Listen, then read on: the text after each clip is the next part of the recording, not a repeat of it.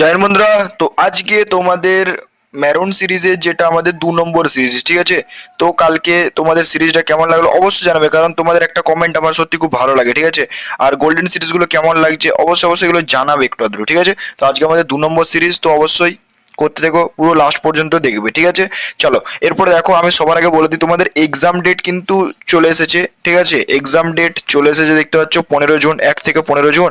আর যাদের আমাদের মানে অ্যাप्लीकेशन कैंसिल বা বলতে পারো, দেখো এখানে লিখে আছে रद्द की गई राशि के आवेदन को 15 मई 2026 तक से वापस कर दी जाएगी। মানে দেখো তোমাদের একটা কথা বলে দিই, যে ধরো তোমাদের যেখান থেকে তোমরা অ্যাপ্লিকেশন করেছিলে, মানে টাকাটা যেখান থেকে তোমরা পেমেন্ট করেছিলে, ধরো আমি আমার অ্যাপ্লিকেশনটা করলাম আমার ফোন পে থেকে বা আমার গুগল পে থেকে, যেখান থেকে খুশি করলাম, তো সেটা আমি আমার ব্যাংকে ফেরত পেয়ে যাবো, ঠিক আছে। ফেরত পেয়ে যাবো 15 মে। আর ধরো তুমি সার্ভার ক্যাফে থেকে ফর্মটা ফিল আপ করেছিলে, তখন তুমি সার্ভার ক্যাফেতে তুমি পেয়ে যাবে, ঠিক আছে। আশা করছি বুঝতে পেরেছো। আর আমাদের অ্যাডমিট যেটা আসবে সেটা আমাদের 15 মে তারিখ করে আমাদের অ্যাডমিট চলে আসবে বলেছে এখন আপাতত। দেখো এই যে admit card from the online she will be issued, ঠিক আছে, ফ্রম 15 মে, ঠিক আছে। আসলে জানিয়ে দেওয়া হবে তোমাদেরকে। দেখো এরপর দেখো তোমাদের প্রিপারেশন তো কমপ্লিট হয়ে গেছে, তো অবশ্যই মক টেস্ট একবার নিয়ে দেখো, ঠিক আছে। 49 টাকা মাত্র প্রাইস। তো মক টেস্টটা নিয়ে দেখো, যারা কোনোখান থেকে মক টেস্ট নাও নি একবার নিয়ে দেখো, বা কোনোখানে নিয়েছো 49 টাকা এমন কিছু না, তো একবার নিয়ে দেখতে পারো, ঠিক আছে। চলো, এরপর দেখো আমাদের প্রথম কোশ্চেন কি বলেছে, ভারতের বৃহত্তম লবণাক্ত হ্রদ লবণাক্ত জলের হ্রদ কোনটি? ভারতের বৃহত্তম লবণাক্ত জলের হ্রদ কোনটি? তাহলে বলতে হবে বলো এটা জলের হ্রদ কোনটি। চলো আমরা দেখে নেবো অপশন। তাহলে অ্যান্সার আমাদের কি হয়ে যাচ্ছে বলো, চিল্কা। তাহলে এটার অ্যান্সার হচ্ছে আমাদের অপশন সি, চিল্কা। আর উলার হ্রদ এটি ভারতের বৃহত্তম মিষ্টি জলের হ্রদ। আর মিষ্টি জলের হ্রদ মানে যেটা খাওয়া যায়, ঠিক আছে, যা জম্মু ও কাশ্মীরে অবস্থিত, ঠিক আছে। ডাল হ্রদ এটি শ্রীনগরে অবস্থিত একটি বিখ্যাত মিষ্টি জলের হ্রদ, ঠিক আছে। এটি লবণাক্ত নয় তবে, ঠিক আছে। সম্বর হ্রদ এটি ভারতের বৃহত্তম অভ্যন্তরীণ লবণাক্ত হ্রদ, ঠিক আছে।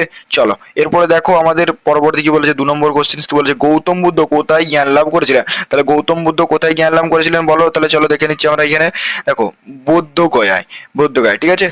লুম্বিনী এখানে গৌতম বুদ্ধ জন্মগ্রহণ করেছিলেন। সারনাথ এখানে তিনি তার প্রথম ধর্মপ্রদেশ দিয়েছিলেন, ঠিক আছে। আর কৌশিনগর এখানে গৌতম বুদ্ধ দেহ ত্যাগ করেছিলেন। এই জিনিসগুলো কিন্তু ইম্পর্টেন্ট, আর এগুলো এক্সামে আসার জন্য বলতে পারে 99% চান্সেস থাকে ভাই। মেরুন সিরিজে এরকমই কোশ্চেন থাকবে, ঠিক আছে। চলো, এরপর দেখো পরবর্তীতে যা যায় দেখো, প্রথম ভারতীয় হিসেবে কে নোবেল পুরস্কার পেয়েছিলেন?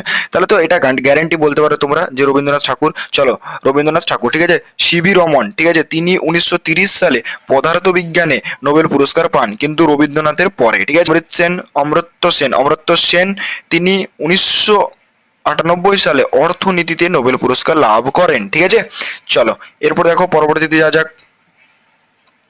চলো, এরপর দেখো আমাদের কি বলেছে, সৌরজগতের ক্ষুদ্রতম গ্রহ কোনটি?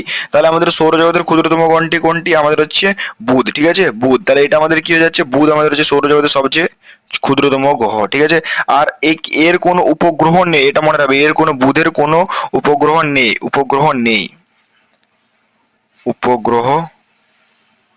লিখে নেবে একটু ভালো করে, আমি বলে বলে দিচ্ছি, নেই, ঠিক আছে। বুধের কোনো উপগ্রহ নেই।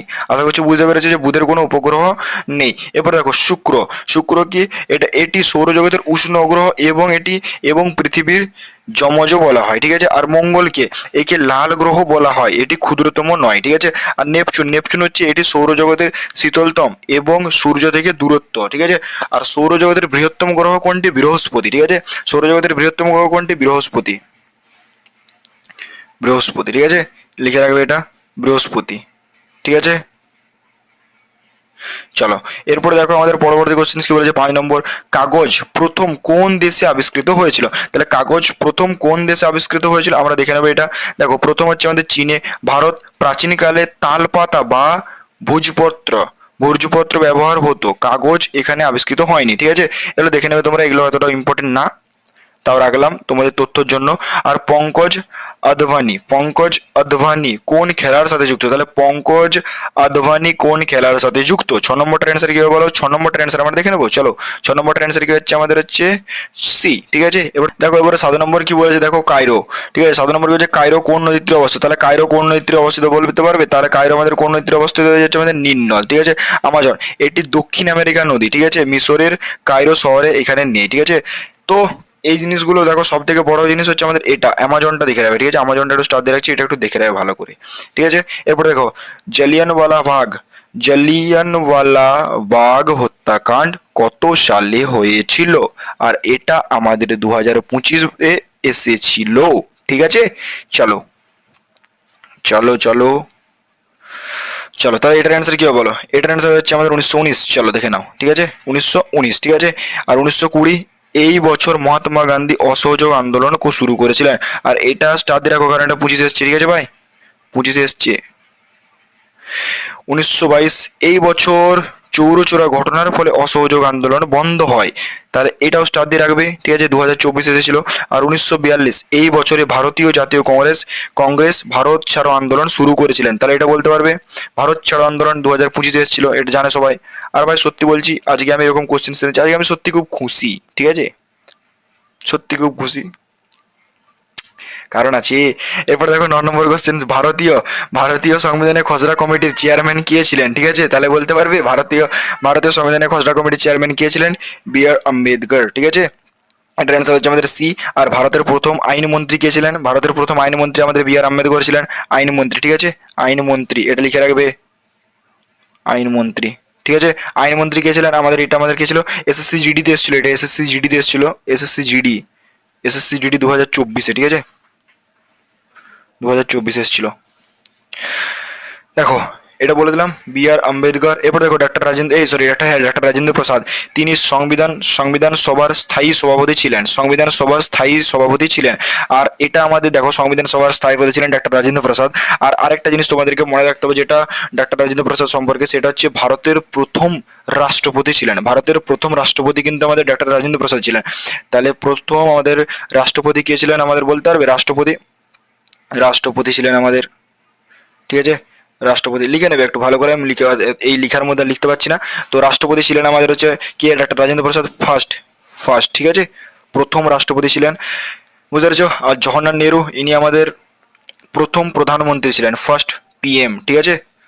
ফার্স্ট পিএম, ঠিক আছে? প্রধানমন্ত্রী ছিলেন। এরপর দেখো আমাদের হচ্ছে সর্দার প্যাটেল, তিনি মৌলিক অধিকার ও সংখ্যালঘুদের কমিটির উপদেষ্টা করেছিলেন, আর তিনি উদ্দেশ্য প্রস্তাব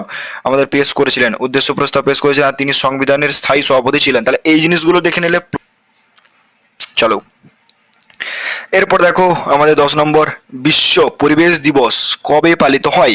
তাহলে বিশ্ব পরিবেশ দিবস কবে পালিত হয়, চলো তাহলে আমরা দেখে নিচ্ছি, ঠিক আছে ভাই? দেখো 5ই জুন। আর সব থেকে বড় একটা জিনিস, ঠিক আছে, জানুয়ারি, 15 জানুয়ারি কোন দিবস পালিত হয়? কমেন্টে জানাবে, ঠিক আছে? 2024-এ এসেছে, 25-এ এসেছে, কমেন্টে জানাবে আমাকে, এটা কমেন্টে জানাবে কেমন তোমরা দিনগুলো পড়েছে, আমি একটু দেখতে চাই, ঠিক আছে? এত নোটস দেওয়া হয়েছে, এত কিছু পড়ানো হয়েছে, এটার আমাকে কমেন্টে এবার জানাবে না? 11 জুলাই এই দিনটি বিশ্ব সংখ্যা দিবস হিসেবে পালিত হয়, ঠিক আছে? আর 21 জুন এই দিনটি আন্তর্জাতিক যোগ দিবস হিসেবে পালিত হয়, 2024 আর 25, 24-25, ঠিক আছে ভাই? 24-25 এটা বিশ্ব এড দিবস 2025, স্টার দিয়ে রাখো, প্রতিটা পয়েন্ট গুরুত্ব ভাই, ঠিক আছে? আজকে আমার মুড একটু অন্য ধরনের আছে, একটু বিরাট একটা আনন্দ হচ্ছে, ঠিক আছে? তো আজ তোমাদের জন্য টপ লেভেলের কোশ্চেন শুনেছি। এরপরে দেখো 11 নম্বর কোশ্চেন কি বলেছে? হর্ষচরিত কে রচনা করেছিলেন? তাহলে কি হবে বলো? বাণভট্ট। এটার অ্যান্সার হচ্ছে আমাদের অপশন সি। এইটা দেখে রাখবে, এইটা সব থেকে বড় জিনিস ভাই, এটাই আমার মনে পড়ছিল যে মেঘদূতটা কোথায় গেল, ঠিক আছে? চাণক্য, তিনি বিখ্যাত রাজনৈতিক অর্থশাস্ত্র লিখেছিলেন, এটা এসএসসি জিডি 2024 না 25 এসেছিল, ঠিক মনে পড়ছে না। ঠিক আছে, এটা তো দাগিয়ে রাখবে, স্টার দিয়ে রাখবে আপাতত। অশোক ঘোষ, তিনি কনিষ্কের রাজকবি ছিলেন এবং বুদ্ধচরিত রচনা করেছিলেন। অগ্নিবীর 2023 ও 24 প্রতিটা টপ লেভেলের প্রশ্ন আছে ভাই, অপশনস গুলো আমি নিজস্ব রেডি করা, এগুলো এআই রিলেটেড কোশ্চেন হলে তোমরা বুঝে নিতে যে মানে এত টপ কোশ্চেন এবং পিওয়াই কিউ কোশ্চেন তোমরা পাবে এটা কোথায়, ঠিক আছে? এগুলো শুধু আমরা এনে দিয়ে দিচ্ছি, ঠিক আছে? তোমাদেরকে এনে দিচ্ছি। চলো এরপরে দেখো আমাদের মেন জিনিস, কাজিরাঙ্গা জাতীয় উদ্যান কোন রাজ্যে অবস্থিত? তো এটা আমি তো একবার করিয়েছি মনে হচ্ছে, আসামে, ঠিক আছে? এটার অ্যান্সার হচ্ছে আমাদের অপশন সি। আর পশ্চিমবঙ্গে কি? সুন্দরবন, ঠিক আছে? চলো পশ্চিমবঙ্গে কি? আমাদের সুন্দরবন, পশ্চিমবঙ্গে আমাদের কি আছে? সুন্দরবন, ঠিক আছে? 13 নম্বর কি বলেছে দেখো, ডিসকভারি অফ ইন্ডিয়া বইটি কার লেখা? তাহলে ডিসকভারি অফ ইন্ডিয়া বইটি কার লেখা? আমাদের জওহরলাল নেহরু বন্ধুরা, ঠিক আছে? চলো এরপর দেখো পরবর্তী কি বলেছে আমাদের হচ্ছে মহাত্মা গান্ধী কি তার বিখ্যাত বইয়ের নাম কি মাই এক্সপেরিমেন্ট উইথ ট্রুথ, ঠিক আছে। আর আমাদের দেবে doctor APJ Abdul Kalam wings of fire. আর মৌলানা আবুল কালাম আজাদ তার বিখ্যাত গ্রন্থের নাম হলো আমাদের ইন্ডিয়ান উইন্স ফ্রিডম, ঠিক আছে, ইন্ডিয়া উইন্স ফ্রিডম। আরেকটা জিনিস তোমাদেরকে মনে রাখতে হবে, আমাদের ভারতের প্রথম শিক্ষামন্ত্রী ছিলেন, ঠিক আছে, মৌলানা, যেটা আমাদের হচ্ছে মৌলানা আবুল কালাম আজাদ। তাদের 14 নম্বর কোশ্চেন কি বলেছে, পৃথিবীর চাঁদ কাকে বলা হয়? তাহলে পৃথিবীর চাঁদ কাকে বলা হয়? পামির মালভূমিকে। তাহলে পৃথিবীর চাঁদ কাকে বলা হয়? পামির মালভূমি। তাহলে এটার অ্যান্সার হচ্ছে আমাদের অপশন সি, ঠিক আছে, পামির মালভূমি। আর মাউন্ট এভারেস্ট এটি বিশ্বের সর্বোচ্চ পর্বত শৃঙ্গ, ঠিক আছে। আর আন্দিজ পর্বত এটি বিশ্বের দীর্ঘতম পর্বতমালা যা দক্ষিণ আমেরিকায় অবস্থিত। আর লাদাখ মালভূমি এটি ভারতের উচ্চতম মালভূমি, ঠিক আছে। চলো এরপর দেখো পরবর্তীতে যা যা কি বলেছে আমাদের 15তম দক্ষিণ ভারতের দীর্ঘতম নদী কোনটি? তাহলে দক্ষিণ ভারতের দীর্ঘতম নদী কোনটি বলো? আমাদের গোদাবরী, ঠিক আছে। আর কৃষ্ণা এটি দক্ষিণ ভারতের একটি বড় নদী, কিন্তু দৈর্ঘ্য গোদাবরীর চেয়ে ছোট, ঠিক আছে। দেখো কাবেরী একে দক্ষিণের গঙ্গা বলা হয়, তবে দৈর্ঘ্যে এটি তৃতীয় স্থানে আছে। আর নর্মদা এটি পশ্চিম বাহিনী নদীগুলির মধ্যে বড়, কিন্তু দক্ষিণ ভারতের দীর্ঘতম নদী নয়, ঠিক আছে। এরপর দেখো এই ছিল 15টা কোশ্চেন্স, আর তোমাদের টপ সলিউশন প্লাস তোমাদেরকে এক্সাম শিডিউলটা বলে দিলাম, তারিখ বলে দিলাম। তো অবশ্যই প্রিপারেশনকে 100% দেওয়ার চেষ্টা করো, ঠিক আছে। 100% দেখো, চেষ্টা করতে হবে আমাদেরকে 100%ই। এক্সামে যেয়ে দেখবে তোমাদের, তাহলে কিন্তু তোমরা যদি এইখান থেকে, যদি আমি গ্যারান্টি দিচ্ছি, যদি তোমাদের 48+ এখানে ঠিক করে যাও, ওইখানে 45+ আরামসে বেরিয়ে যাবে। প্রেসার হ্যান্ডেল করাটা আবার একটা বড় জিনিস ভাই, এটা একটা বাস্তব কথা। যে যত বড় টিচার হয়ে যায়, যে যাই হয়ে যাক, ঠিক আছে, প্রেসার, ওই এক্সাম প্রেসারটা যদি কেউ হ্যান্ডেল না করতে পারে না, ভিতর আটুপাটু করবে। দেখবে নতুন যারা তোমরা এক্সাম দিতে হবে, তাদের দেখবে ভিতর আটুপাটু করবে, ভয় লাগবে।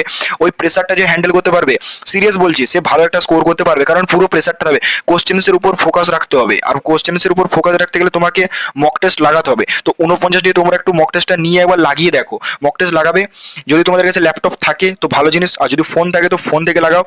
দিয়ে তারপরে কি করবে, অ্যানালাইজ করবে যে ভুল কেন গেল। এইভাবে ধরো ডেটেরটা তোমার একটা ভুল গেল, তো ডেটের চ্যাপ্টারটা আবার রিভিশন করে নেবে। ধরো শাস্ত্রীয় নীতি থেকে ভুল গেল, রিভিশন করে নেবে। সেনা থেকে ভুল গেল, রিভিশন করে নেবে। এইভাবে রিভিশন করতে হবে, ঠিক আছে। তো এটা হচ্ছে অ্যানালাইজ, এইভাবে করবে, তাহলে দেখবে মক টেস্টেও তোমাদের স্কোর বাড়বে।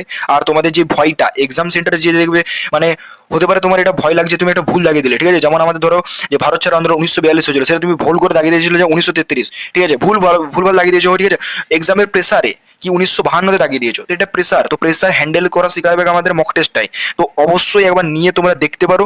আর আমি তো তোমাদের জন্য আছি, গোল্ডেন সিরিজও করাচ্ছি, আর আমাদের এই মেরুন সিরিজও করাচ্ছি, যেটা তোমাদের এক্সামে কাজে দেবে ভাই। এর পরের দিন মানে আজকে তোমাদের আমাদের এই মেরুন সিরিজ হলো, এর পরের দিন যেটা করবো সেটা হচ্ছে গোল্ডেন সিরিজ, ঠিক আছে। আর গোল্ডেন সিরিজের ডেটটা নিয়ে আসবো, ডেটটা বা লোকনৃত্যটা। তোমাদের কোনটা লাগবে অবশ্যই জানাবে, কারণ আমি তো এক্সাম দেবো না।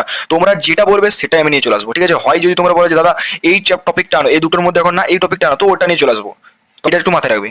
তো ভাই আজকের জন্য এতটুকুই, তো আবার তোমাদের সাথে পরের দিন দেখা হবে। জয় হিন্দ, জয় ভারত।